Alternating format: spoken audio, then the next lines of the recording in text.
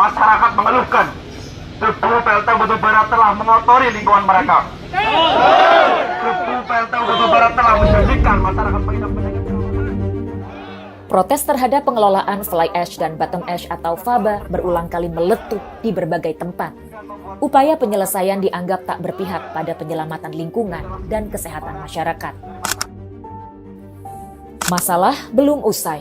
Presiden Jokowi malah menghapus limbah batubara dari kategori limbah bahan berbahaya dan beracun atau B3. Hal ini tertuang dalam peraturan ini.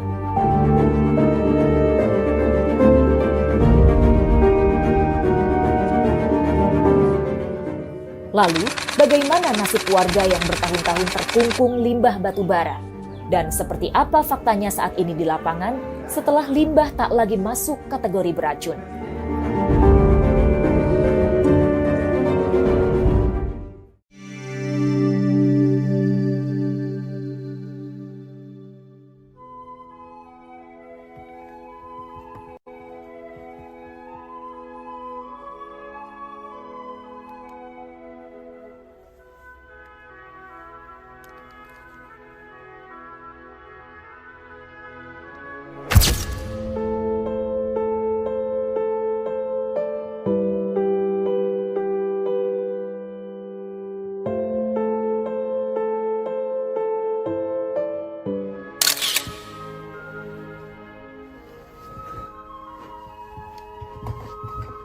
Setiap kali warga Jakarta menekan saklar dan lampu menyala terang, ada harga yang jauh lebih gelap di baliknya.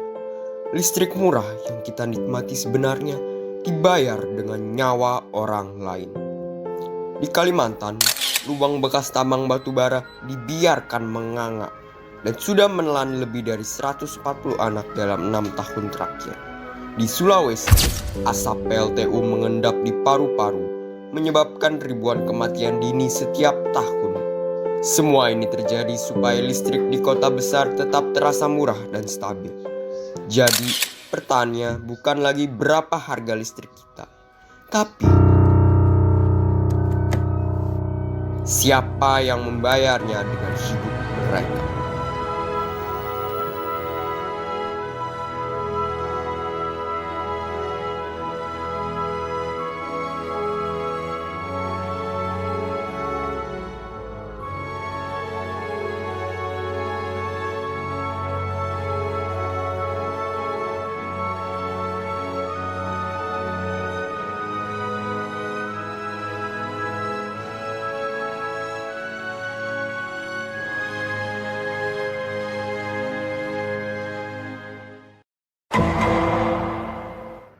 Pembangunan kerap dipromosikan sebagai motor pertumbuhan ekonomi karena satu, membuka lapangan kerja, kedua, menghadirkan investasi, tiga, menyediakan listrik murah sebagai kebutuhan dasar.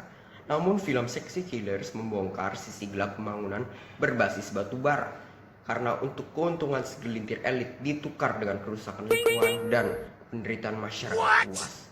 Di Kalimantan, tambang batu bara meninggalkan ribuan lubang berbahaya.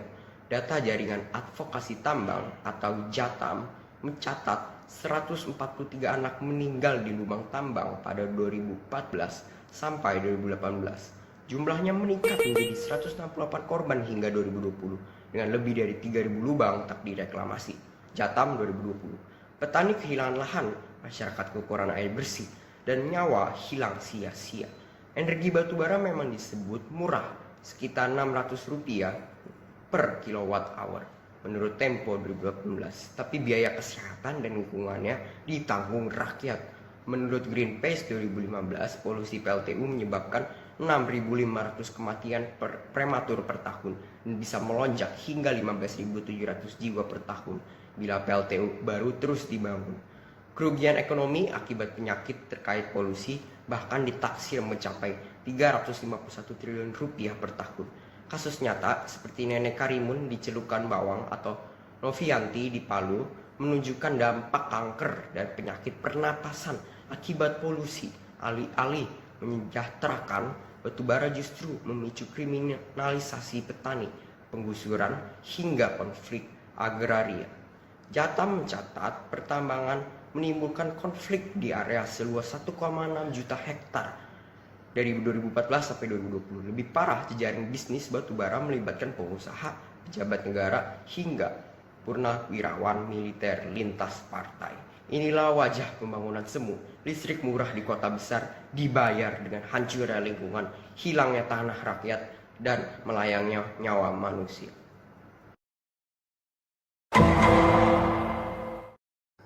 Negara memiliki kewajiban konstitusional untuk mengelola sumber daya alam demi kemakmuran rakyat menurut Pasal 33 UUD 1945, serta menjamin lingkungan hidup yang baik menurut Pasal 28 H UUD 1945.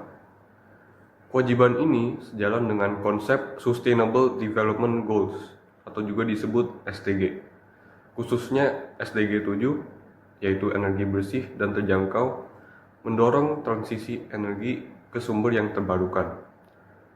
Kemudian SDG 13, yaitu penanganan perubahan iklim, mengurangi emisi gas rumah kaca dari batu bara. Lalu SDG 14 dan 15, yaitu ekosistem laut dan darat, untuk melindungi kawasan konservasi seperti Karimun Jawa dari kerusakan tongkang batu bara dan mereklamasi lubang tambang. Lebih dari 8 juta hektar belum direklamasi per 2018 Jatam. Kegagalan negara. Pertama, ada regulasi yang lemah. Aturan jarak minimal tambang permukiman 15 M sering dilanggar. Lubang bekas tambang tidak direklamasi, serta kasus pembuangan limbah B3 PLTU Panau yang sudah diputus MA tahun 2017 tetap menimbulkan dampak bagi masyarakat. Yang kedua, abai kesehatan publik. Pejabat pernah menyebut kematian anak di lubang tambang sebagai kemalangan biasa, mencerminkan ketidakpedulian negara. Hal ini diperkuat oleh riset studi UNAIR tahun 2021 tentang bahaya PM2,5 dan SO2 di sekitar PLTU Bekasi, serta penelitian Unisula tahun 2022 yang menemukan kerusakan lingkungan dan sosial ekonomi di PLTU Jepara, Cilacap, dan Batang. Yang ketiga, konflik kepentingan. Pejabat dan politisi memiliki saham besar di industri batubara, sehingga regulasi berpihak pada industri. Ironisnya, perusahaan batubara besar bahkan masuk daftar saham syariah MUI yang dipimpin salah satu cawapres. Untuk rekomendasi, menurut WWF Energy Vision 2050, 2016, dan berbagai studi, negara wajib menerapkan prinsip polluter pays, menghentikan izin baru batu bara, dan menyusun peta jalan transisi energi yang adil serta mengikat. Jalan keluar dari dilema pembangunan batu bara adalah 1. Desentralisasi energi atau solusi bersih. Transisi energi harus dilakukan dengan model terdistribusi, bukan terpusat. PLTS, rumah tangga, kantor, dan desa dapat menjadi unit pembangkit listrik. Strateginya ini.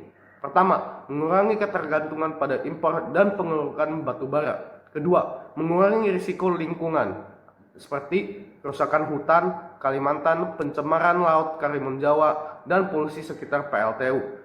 Ketiga, menguatkan kemandirian komunitas, meniru inisiatif rakyat seperti Abah yang membangun listrik mandiri. Pemerintah perlu memfasilitasi kredit dan subsidi pemasangan panel surya agar konsumen bisa jadi prosumer. 2. Penghentian total dan transisi yang adil. Negara harus menghentikan pembangunan PLTU baru, misalnya Batang 2, Celukan Bawang 2, dan membuat peta jalan jelas untuk mempensiunkan PLTU yang ada. Komunitas terdampak diprioritaskan, dana reklamasi dialihkan untuk pemulihan ekonomi nelayan, petani, dan warga yang kehilangan mata pencaharian. Contoh, nelayan Karimun Jawa. Jaminan kesehatan. Penelitian independen harus membuktikan dampak polusi PLTU, ISPA, kanker, serta memberikan kompensasi dan layanan kesehatan gratis. Riset Greenpeace dari Harvard di tahun 2015 sudah memberi dasar ilmiah bagi tindakan ini. Solusi nyata adalah lepas dari kendala elit batubara dan menuju masa depan energi yang adil, terdesentralisasi, serta berkelanjutan. Energi harus mendukung kemakmuran ekonomi, kesehatan masyarakat, dan kelestarian lingkungan, bukan lagi menjadikan rakyat kecil sebagai korban. Sekian, terima kasih. Sudah cukup rakyat jadi tumbal, kini rakyat bertindak. ARDG